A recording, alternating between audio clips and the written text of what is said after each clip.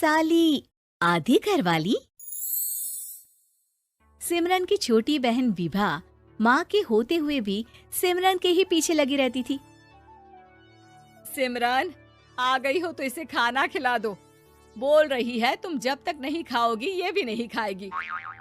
क्या है विभा, तुम खा लिया करो ना, मुझे ऑफिस से आने में देर हो जाती है। और कोई छोटी बच्ची तो हो नहीं तुम जो खाना भी नहीं खाती हो कि दीदी आएगी तो ही खाऊंगी। हाँ हाँ, छोटी बच्ची ही समझ लो। और एक बात, जब आपको पता है कि मैं आपके बिना नहीं खाती हूँ तो रोज रोज क्यों बोलती हो? अरे क्या है ये, दोनों बहनें कम माँ बेटी ज्यादा लगती हो। अरे दीदी की शादी हो जाएगी तब क्या करेगी बोल? जब होगी तब की तब देखेंगे। मैं तो दीदी के साथ ही रहूंगी हमेशा। दोनों की शादी ऐसे घर में कर देंगे जहाँ दो भाई हो। खैर, मामला आया गया हो जाता है। एक दिन सिमरन के पापा जब घर आते हैं। तुम लोगों के लिए अच्छी खबर है। वर्मा जी है ना मेरे दोस्त, उन्होंने सिमरन बेटी के लिए रिश्ता बताया है। बहुत अच्छा लड़का है, सिमरन को भी पसंद कर लिया है और कल वो लोग आ रहे हैं सिमरन को देखने अपने घर। सिद्धांत अपने माता पिता के साथ सिमरन को देखने आता है। उसे सिमरन अच्छी लगती है और शादी तय हो जाती है। सिद्धांत की माँ कहती है, अब तो हम लोग ले जाएंगे जल्द ही अपनी सिमरन को यहाँ से। अरे हाँ हाँ, क्यों नहीं, आपकी ही है अब तो हमारी बेटी। दूर खड़ी विभा सब सुन रही होती है। अब तो दीदी की शादी हो जाएगी, फिर तो वो चली जाएंगी। दीदी के बिना मैं कैसे रहूंगी? कुछ न कुछ तो करना ही होगा जिससे दीदी की शादी ही ना हो। सभी के जाने के बाद क्या शादी के बाद दीदी हम लोगों के साथ नहीं रहेंगी? अरे नहीं तो फिर क्यों रहेगी, शादी हो जाएगी तो अपने घर चली जाएगी ना। तो मैं भी जाऊंगी उनके साथ, मेरा भी सामान पैक कर देना। अरे कैसे बात कर रही हो विभा, दीदी के ससुराल छोटी बहन नहीं जाती। हाँ, कभी कभी जाकर मिलाना और रोज फोन पर भी बात कर लेना, ठीक है? नहीं पापा, आप तो जानते हैं मैं दीदी के बिना खाना भी नहीं खाती, ना ही मुझे उनके बिना नींद आती है। सिमरन बहन की बात सुनकर इमोशनल हो जाती है। अगले दिन से विभा खाना खाना छोड़ देती है। लोगों के लाख समझाने के बाद भी विभा ना खाती है ना ही सोती है।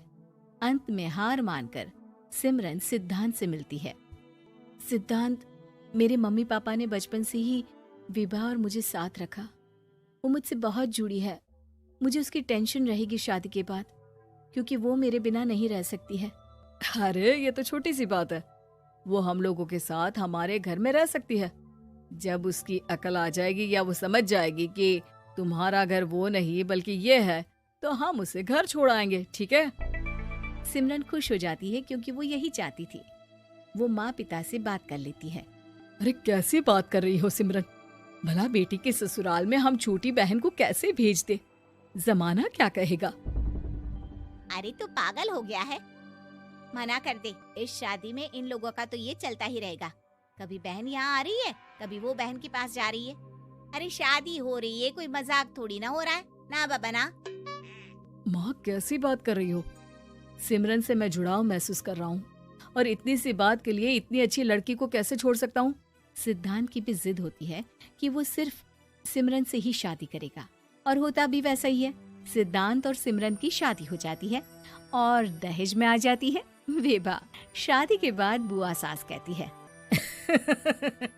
अरे माँ ना, साली आधी घर वाली होती है, लेकिन ये क्या, तुम तो उसे घर ही ले आए। तभी चाची कहती है, सिद्धांत को तो हम लोगों ने सीधा समझा था, लेकिन सबसे तेज तो यही निकला। अरे देखो कैसे दहेज तो नहीं लिया, लेकिन साली पर कब्जा कर लिया। सिद्धांत ने इस और तो सोचा ही नहीं था, लोग उन लोगों के बारे में ऐसी भी बात करेंगे। वो वहाँ से चला जाता है और चुपचाप अपने कमरे में लेट जाता है। क्या हुआ सिद्धांत, तुम अचानक से परेशान हो गए, कोई बात है क्या? अरे नहीं नहीं, वो थक गया था ना, शादी की सारी तैयारी और रस्मों के बीच, सोच रहा हूँ थोड़ा आराम कर लूं। हाँ ठीक है, आप लेट जाइए, मैं विभा का बेड लगा देती हूँ जमीन पर। क्या? वो यहाँ सोएगी? हाँ, बताया तो था कि उसे नींद नहीं आती मेरे बिना। तो तुम आराम से लेटो ऊपर, हम लोग नीचे बिछा लेते हैं। अरे नहीं नहीं, तुम दोनों आराम से लेटो ऊपर, मैं माँ पापा के रूम में जा रहा हूँ। सिद्धांत वहाँ से दूसरे कमरे में चला जाता है, जहाँ सिद्धांत के पिता उससे कहते हैं, क्या बात है बेटा, तू उस कमरे में क्यों नहीं सो रहा? बहू से लड़ाई हो गई है क्या शादी के पहले दिन ही? अब नहीं पापा, वो दोनों बहनों को बात करनी थी और मुझे नींद आ रही है, तो मैं यहाँ सोने चला आया। अगले दिन सिद्धांत तैयार होकर ऑफिस जाता है। ऑफिस में लंच के वक्त दोस्त कहता है, क्या बात है सिद्धांत, इतना सारा खाना एक ही दिन में? हाँ यार, वो सिमरन को खाना बनाने का शौक है तो उसी ने बनाया है। यार हम लोगों की तो सिर्फ एक ही बीवी है, इसकी तो दो है ना। सिद्धांत को गुस्सा आ जाता है। कैसी बात कर रहा है तू? अरे तू तो भाग्यशाली है जो बीवी के साथ साथ साली भी आ गई। अरे साली लोगों की तो आधी घरवाली होती है, तुझे तो पूरी की पूरी मिल गई। सिद्धांत का पारा अब 7वें आसमान में पहुंच जाता है। वो खड़ा होकर उस लड़के से लड़ने लगता है। हाँ, मेरी शादी में मेरी बीवी के साथ मेरी साली भी आई है, ये सच है, लेकिन सिर्फ कुछ समय के लिए, क्योंकि उसने सिमरन को बचपन से ही माँ की तरह देखा और यूं अचानक वो सिमरन से अलग नहीं रह सकती थी। इसलिए सोचो, अगर मेरी बीवी उसके लिए माँ का स्थान रखती है तो मेरा दर्जा क्या हुआ? तभी वहाँ बॉस आ जाता है। माफ करना सिद्धांत, यहाँ इस मेंटल लेवल के लोग हैं। जरूरी नहीं साली सिर्फ आधी घरवाली ही हो, कभी वो छोटी बहन तो कभी बेटी भी होती है। वेल डन सिद्धांत। सिद्धांत को अब ऑफिस में कोई कुछ नहीं कहता, लेकिन आस पड़ोस का वो तो वही हाल रहता है। सिद्धांत ऑफिस से घर की ओर आ रहा होता है कि रास्ते में उसे अपनी कॉलोनी का दोस्त मिल जाता है। क्या बात है, चेहरे की चमक बता रही है, शादी से बड़ा खुश है तू, क्यों? हाँ यार, अच्छी लड़की और अच्छा परिवार मिलना कहाँ होता है जल्दी आजकल।